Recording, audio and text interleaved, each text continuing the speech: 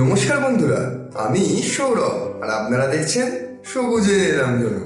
আজকে চলে এসেছি বোগেনভেলিয়া বা বাগান বিলাসের আরও একটি পর্ব নিয়ে।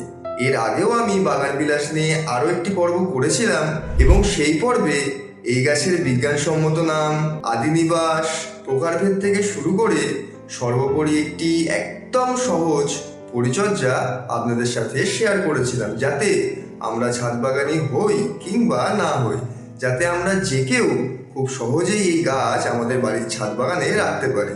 তবে আজকের পর্বটা একটু বিশেষ। আমরা এই সমস্ত গাছে একই রকম পরিচর্যা না করে গাছ বুঝে বুঝে যদি সেই সমস্ত গাছে পরিচর্যা করতে পারি, তাহলে এই সমস্ত গাছ থেকে আরো বেশি ভালো রেজাল্ট পাওয়া যায়। তো চলুন কথা না বাড়িয়ে শুরু করা যাক। গ্রীষ্ম, বর্ষা, শীত মানে বলতে গেলে বছরের প্রায় সবসময়ই এই গাছে ফুল লক্ষ্য করা যায়।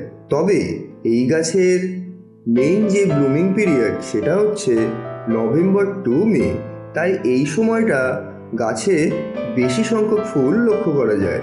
তবে আমি যেটা লক্ষ্য করেছি, গাছ একবার ফুল দেওয়ার পর মোটামুটি 1-1.5 মাস বিশ্রাম নেয় অথবা রিকভারি করে বলতে পারেন, এবং তারপরে গাছে আবার নতুন করে ফুল আসে। তো সেই মাঝের সময়টা আমরা গাছে ছোটোখাটো প্রুনিং করে দিতে পারি, যাতে আমরা যেহেতু টবে করি তাই গাছের শেপকে সুন্দর রাখা যায় এবং পরবর্তী ব্লুমিংয়ে আরও নতুন নতুন ডালপালার সাহায্যে আরও বেশি সংখ্যক ফুল পাওয়া যায়।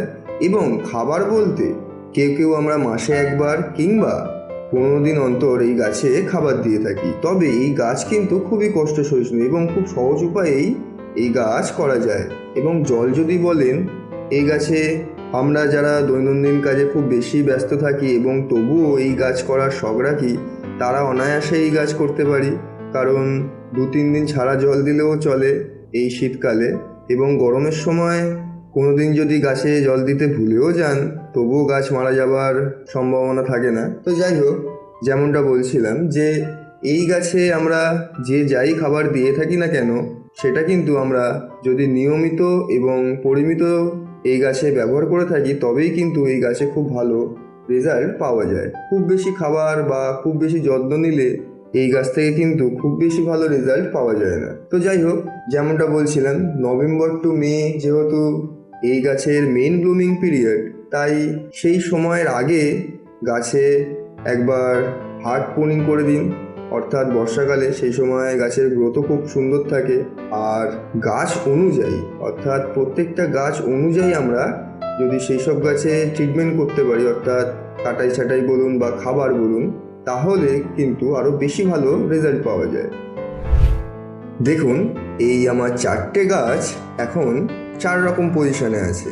অর্থাৎ এই গাছটিতে কিছুদিন আগেই ব্লুমিং প্রায় হয়েছে এবং এই যে ফুলগুলি দেখছেন এইগুলি প্রায় শেষের দিকে, এবং নতুন 2-1টি ডালে ছোট ছোট নতুন নতুন কিছু ফুল এসছে, তবে এই ফুলগুলো প্রায় শেষের দিকে।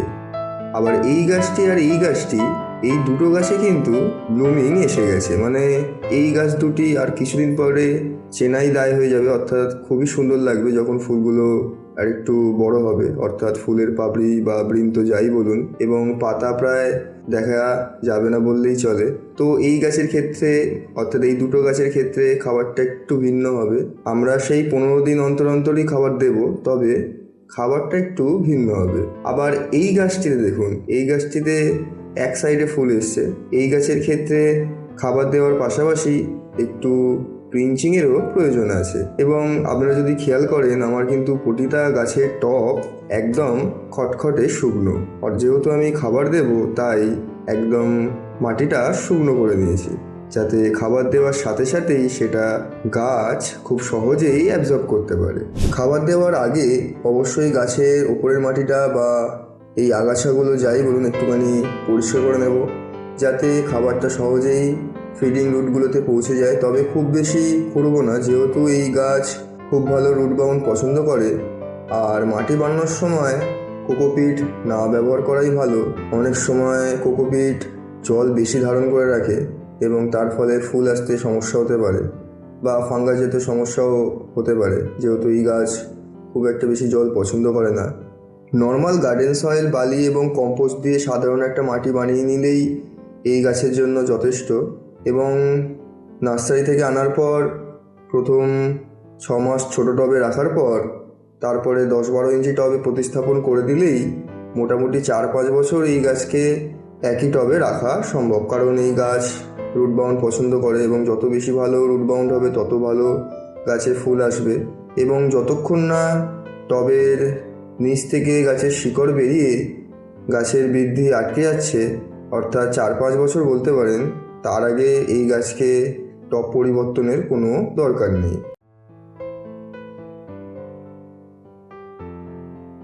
জবা, গোলাপ টোলাপের মতো এই বাগান বিলাসে ঘন ঘন খাবার দেওয়ার প্রয়োজন হয় না। তবে আমরা একটা নিয়ম করে নেব। আমি যেটা করি সেটা মাসে 2বার খাবার দিই, অর্থাৎ 15 দিন অন্তর একটা শুকনো খাবার এবং একটা লিকুইড খাবার। তো প্রথমে যেটা দিচ্ছি এটা হচ্ছে আমার বাড়ির তৈরি মিক্সার। যেহেতু এই গাছগুলোতে এই সবেমাত্র ব্লুমিং হচ্ছে আর কি, তাই এই মিক্সারের পাশাপাশি এর সাথে কিছুটা 0050 NPK সেটাও দিয়ে দেবো। এটা আপনাদের দেখানোর জন্য এতখানি দেখালাম। ঠিক 2 আঙুলের চিমটে ধরলে যতখানি হয় ঠিক ওইটুকুই গাছের চারপাশে ছড়িয়ে দেব। তো এই দুটো গাছের ক্ষেত্রেই একই খাবার দেব। আর এই গাছটির ক্ষেত্রে মিক্সার তো ব্যবহার করবই, এবং যেহেতু এই গাছে ব্লুমিং প্রায় শেষের দিকে, তাই এই যে অল্প সংখ্যক ফুল দেখছেন গাছে আছে এগুলি কেটে ফেলবো। কারণ তবেই কিন্তু আমরা পরবর্তী যে ব্লুমিংটা পাবো সেটি গাছ ভরে পাবো। তাই এই গাছের ক্ষেত্রে মিক্সারের পাশাপাশি যেটা ব্যবহার করব সেটা হচ্ছে 10-26-26। তো এই 10-26-26 যে NPK এর দানা মোটামুটি 7-8খানা করে দানা টবে চারপাশে ছড়িয়ে দিলেই যথেষ্ট। আর এই গাছটাতে যেহেতু ব্লুমিংটা ঠিকঠাক হয়নি, আরও কিছু ডালপালারও দরকার আছে, তাই এই গাছেও মিক্সারের সাথে যেটা দেবো সেটা হচ্ছে ওই 10-26-26, কারণ এই গাছে আরও কিছু ডালপালার দরকার রয়েছে। আর এইটা হচ্ছে সেই তরল সার যেটা গাছের জন্য অমৃত। এইখানে কিছু সবজি, কলার খোসা, লেবুর খোসা, এই সমস্ত কিছুই রয়েছে। তো এখান থেকে অনেক কিছুই মাইক্রোনিউট্রিয়েন্টস গাছ পাবে। তো এইটা দেওয়ার একটু নিয়ম আছে, কারণ এটা বেশি ঘন হয়ে গেলে কিন্তু সেটা গাছের জন্য উপকারের থেকে ক্ষতিই হয়ে যেতে পারে। তাই মাপটা দেখুন, এই 1/2 কাপের মতো নিয়ে নিয়েছি। এবং এবং আমার যেহেতু 4টে গাছের জন্য যত পরিমাণ জল লাগবে, অর্থাৎ প্রায় 4 মগের মতো, সেই মতো আমি এই দ্রবণটা বানিয়ে নিয়েছি। অর্থাৎ যতটা ঘনত্বটা কম রাখা যায়। এবং অবশ্যই এরকমভাবে ছেঁকে নেবেন কোনো ছাঁকনির সাহায্যে। তো বুঝতেই পারছেন এই লিকুইডটা কতটা পাতলা। যতটা পাতলা হবে ততই কিন্তু গাছের জন্য সেটা উপযোগী হবে। এই তরল সারটাই এবার প্রত্যেকটি গাছে দিয়ে দেবো। তো এই খাবার ব্যবহার করার নিয়মটা হলো, এই দুটি খাবারই অর্থাৎ শুকনো এবং লিকুইড বা তরল যাই বলুন, এই দুটো খাবারই আমি মাসে 1বার করেই ব্যবহার করি। এবং এই তরল সারের পরিবর্তে আমি অনেক সময় খোল জলও ব্যবহার করি। এরকমই ঘুরিয়ে ফিরিয়ে খাবার ব্যবহার করি। তবে নিয়মটা কিন্তু একটাই, অর্থাৎ নিয়মিত এবং পরিমিত। তবেই কিন্তু যে কোনো গাছ খুব সুন্দরভাবে বেড়ে ওঠে। এবং এই বাগান বিলাসের ক্ষেত্রে কীটনাশকের খুব একটা দরকার পড়ে না। তবে বাগানের অন্যান্য গাছে দেওয়ার সময় তখন এই গাছেও স্প্রে করে দিই। আর মাসে অন্তত 1বার করে মাইক্রোনিউট্রিয়েন্টস যে কোনো একটি, আর তার সাথে, অর্থাৎ তার সাথে নয়, আলাদাভাবেই কোনো একটি ফাঙ্গিসাইড, এই দুটো মাসে অন্তত 1বার ব্যবহার করলেই কিন্তু যে কোনো গাছ খুব সুন্দরভাবে টবে বড় করা যায়, অর্থাৎ বোগেনভেলিয়া। এই গাছটির ক্ষেত্রে যেহেতু ফুলগুলি হয়ে গেছে তাই পুরনো ফুলগুলি কেটে ফেলবো। ফলে পরের বার যখন ফুল আসবে তখন সেটি একই সাথে আসবে, যেমন এই দুটি গাছের ক্ষেত্রে হয়েছে আর কি, একই সাথে ফুল এসছে। আবার এই গাছটির ক্ষেত্রে যেই ডালগুলি দেখুন, এই ডালটি একটু বেশি বেড়ে যাচ্ছে তাই পিঞ্চিং করে দেবো, তেমনই এই ডালটিও। তো এইগুলি গাছের সাথে থাকতে থাকতে আমরা নিজেরাই শিখে যাব। অর্থাৎ বুঝতেই পারছেন যে সোজা গাছেদের মধ্যে অন্যতম হলো এই বোগেনভিলিয়া বা বাগানবিলাস। আবার সব গাছ যে একই সাথে বেড়ে উঠবে বা একই সাথে ফুল দেবে তেমনও নয়। কোনো গাছ আবার বেশি বুশি শেপ হবে, আবার কোনো গাছ বেশি লম্বাটে ধরন হবে। এইগুলি গাছের চরিত্রের ওপর নির্ভর করে। তো এইগুলি নিয়ে বেশি চিন্তা করে লাভ নেই। আমাদের শুধু কাজ হলো যে কোনো গাছকে তার উপযুক্ত খাবার এবং পরিবেশ দিয়ে তার বৃদ্ধিতে সহায়তা করা, এবং গাছ তার নিজের স্বভাব অনুযায়ী কিন্তু বেড়ে উঠবে।